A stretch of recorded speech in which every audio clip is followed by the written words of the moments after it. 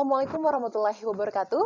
Hello everyone, welcome back again to my channel. It's Oli from Aulsani Anissa. Dan di video kali ini aku akan share beberapa tips yang bisa kalian lakukan untuk memulai hari kalian agar bisa produktif sepanjang hari.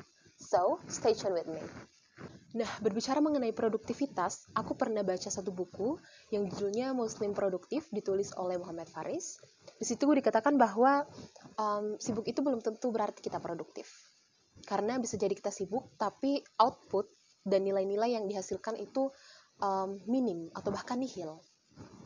Pada dasarnya, orang produktif itu memiliki lebih banyak waktu senggang, lebih banyak waktu untuk bersantai atau melakukan hal-hal yang mereka gemari. Kenapa? Karena saat mengerja, mereka sangat optimal dalam segi waktu, dalam segi fokus, dan tenaga yang diberikan. Nah, dari buku ini sendiri dijabarkan bahwa ada 3 faktor yang mempengaruhi produktivitas seseorang dalam mengerja. Yang pertama itu adalah fokusnya, yang kedua tenaganya, dan yang ketiga adalah waktunya. Dan itu semua untuk tujuan yang bermanfaat. Inilah definisi produktif menurut buku tersebut. Nah, jika kalian ingin mencari tahu langkah-langkah apa saja sih yang bisa dilakukan untuk mencapai standar produktif itu, here are the tips. Tips yang pertama adalah bangun pukul 5 pagi atau bisa juga lebih awal daripada itu. Menurut salah satu postingan yang pernah aku baca di Instagram Mebiso, dikatakan bahwa salah satu hal trivial atau sepele, tampaknya sepele, tapi sebenarnya itu berpengaruh besar terhadap kehidupan kita, adalah bangun lebih pagi dan melakukan pekerjaan yang susah terlebih dahulu. Mungkin tampaknya trivial, tapi itu berdampak besar pada kehidupan kita di masa mendatang. And I think our habit now is such a reflection for our future, right? Dan memang menurut penelitian, orang-orang sukses kebanyakan itu bangun pukul 5 pagi atau lebih awal daripada itu. Kenapa? Karena mereka merasa tidak terdistraksi untuk mengerjakan hal-hal yang penting dan mereka punya lebih banyak waktu untuk fokus. Orang-orang yang bangun lebih pagi itu akan lebih jeli untuk mengantisipasi masalah dan akan mengurangi risiko dari masalah tersebut. Dan beberapa orang sukses contohnya adalah Tim Cook, CEO Apple, mengaku bahwa bangun pagi pukul 3.45 dan bos Disney, Bob Iger, sudah berolahraga pada pukul 4.55. Kalau berolahraganya saja pukul 4.55, bangunnya jam berapa ya? Oh iya, aku mau cerita satu pengalaman aku. Ini ketika aku masih bekerja di salah satu perusahaan. Aku tuh berpikir bahwa jam bangun pagi aku itu menentukan keaktifan atau suasana hati aku sepanjang hari. Karena waktu itu aku kan masuknya pukul 8, tapi aku bangun jam 7 pagi karena malamnya begadang. Dan pas aku bangun, aku nggak sempat sarapan, nggak sempat olahraga, mandi pun mandi ninja, mana lagi kantor aku jaraknya 18 km dari rumah. And I'm beyond than a mess that day. Aku jadi emosional banget, jadi overthinking di kantor, jadi kayak sering ditegur sama bos karena nggak fokus kerja. Dan gara-gara itu kayak semua yang aku kerjakan kayak terasa hambar, nggak ada nilainya gitu, nggak ada nilai timbal baliknya ke aku sendiri, nggak kayak biasanya. Dan aku mau tahu dong, menurut kalian apakah kalian pernah mengalami hal tersebut, kayak merasa bahwa kalian nggak mood atau suasana hati kalian nggak baik kalau misalnya telat bangun? Coba cerita di kolom komentar ya. Nah, tips yang kedua adalah dengan bermeditasi. Menurut salah satu tulisan di website Alo Dokter, dikatakan bahwa meditasi ternyata mampu menangkal penyakit dan infeksi. Kenapa? Karena orang yang rutin bermeditasi akan meningkat produksi antibodinya. Dan meditasi biasanya aku lakukan selama 5-7 menit. Dan itu akan membuat suasana hati aku lebih tenang, lebih damai. Dan aku merasa kayak pekerjaan yang akan aku lakukan ini ke depannya akan lebih baik dan lebih fokus gitu. Nah, salah satu contohnya adalah dengan sholat.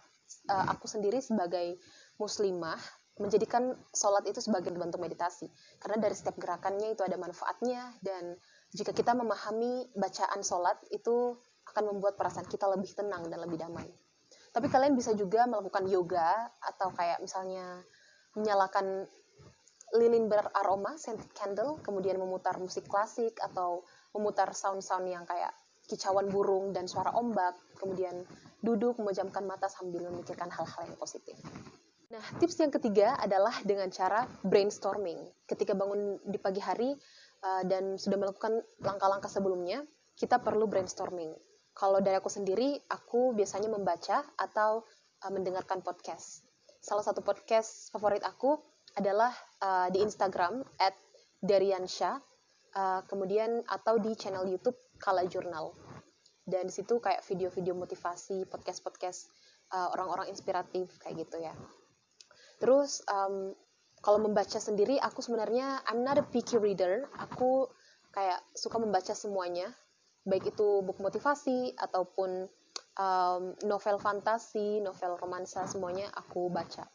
Dan sebenarnya ini salah satu bentuk rekreasi bagi aku, salah satu bentuk penghilang stres. Dan selain itu, sebenarnya manfaatnya juga bisa menambah kosakata aku sendiri dan memperluas wawasan. Dan menurut penelitian, orang-orang yang gemar membaca itu akan mampu mengembangkan ide-ide cemerlang, kemudian bekerja dengan fokus, sehingga nantinya akan lebih produktif kan.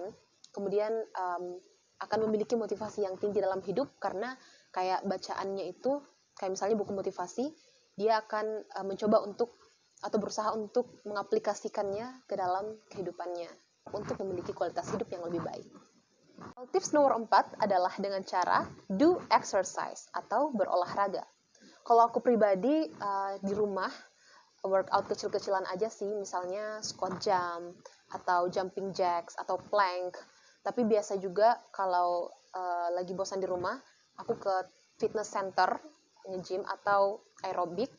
Tapi kalau kalian lebih suka di luar, bisa juga dengan misalnya bersepeda atau jogging. Dan there are a bunch of benefit that we can achieve from exercise. Yang pertama itu adalah itu dapat meningkatkan hormon endorfin, sehingga dapat menghilangkan stres dan suasana hati kita akan lebih baik.